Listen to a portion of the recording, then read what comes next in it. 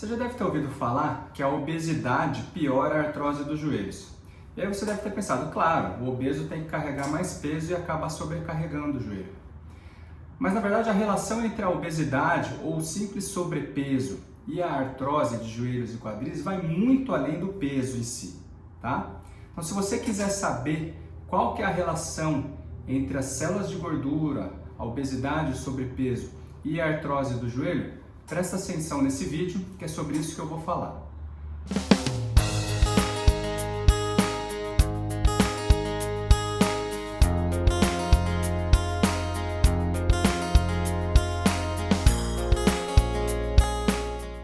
E aí pessoal, aqui é Gustavo Constantino do Departamento de Ortopedia da Unicamp. Então vamos lá.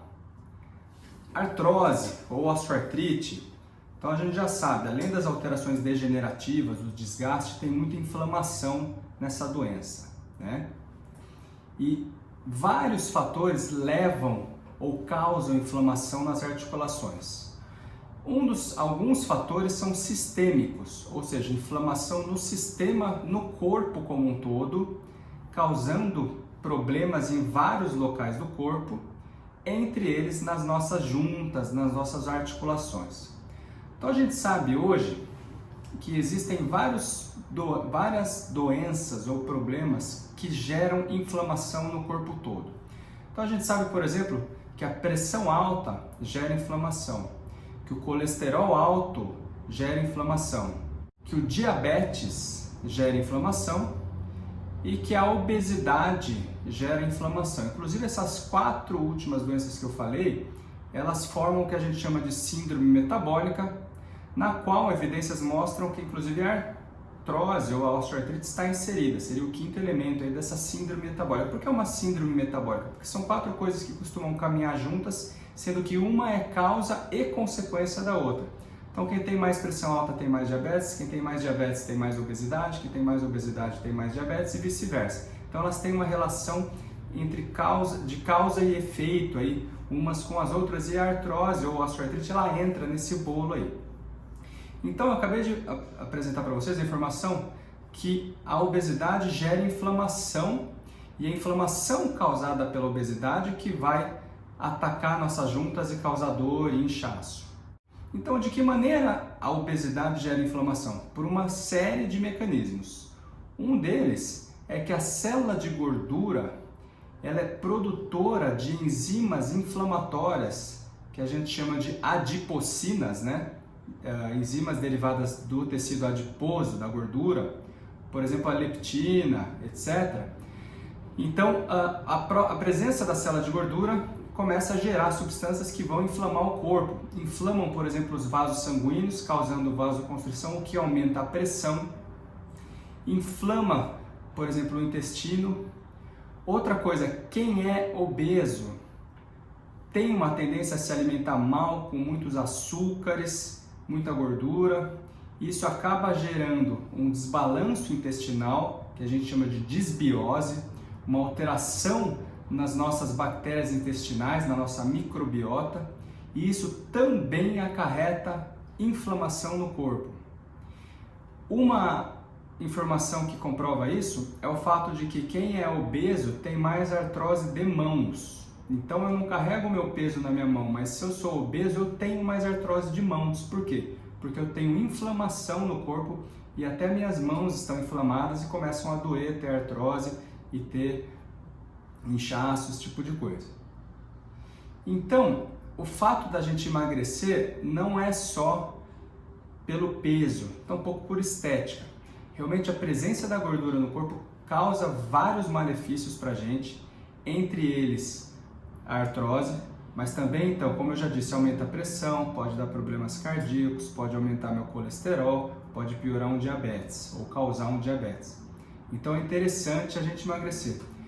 Um trabalho científico que a gente fez, ajudou a desenvolver lá na Unicamp, foi analisar a fila de pessoas que estavam lá no ambulatório de obesos, de cirurgia bariátrica. A gente tem um ambulatório importante de cirurgia bariátrica lá na Unicamp e quem está aguardando cirurgia bariátrica, obviamente, são pessoas que têm bastante sobrepeso.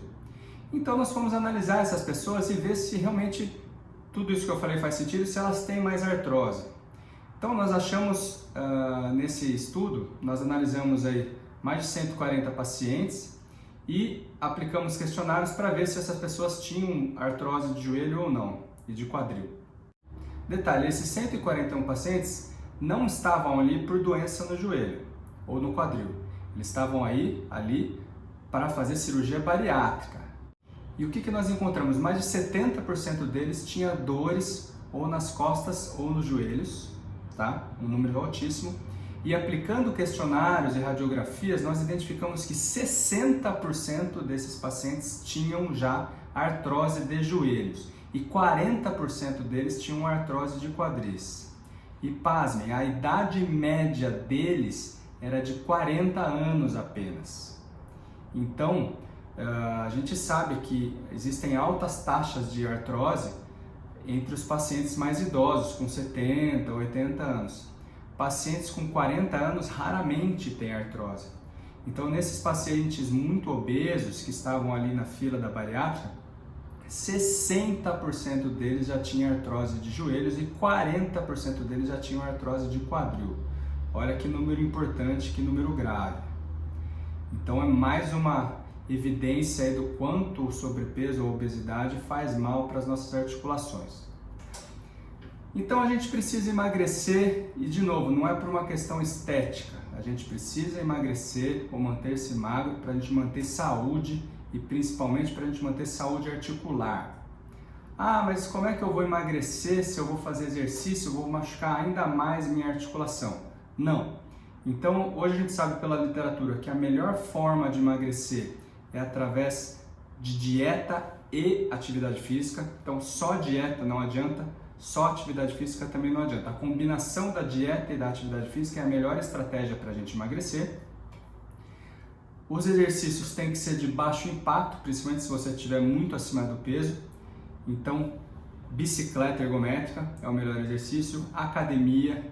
Então, nada que envolva corridas, saltos, nada que envolva muita intensidade. Exercícios na água também são bem-vindos.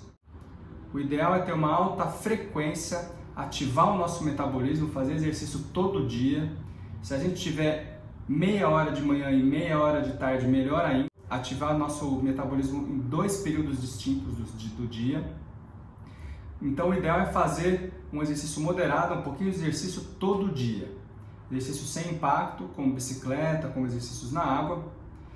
Associar isso a uma dieta, sem ser dieta maluca, sem ser dieta muito restritiva, simplesmente melhorar a alimentação, beber muita água, dar preferência para alimentos in natura, evitar muitos carboidratos depois das 7 da noite, evitar açúcares, evitar doces, refrigerantes, etc.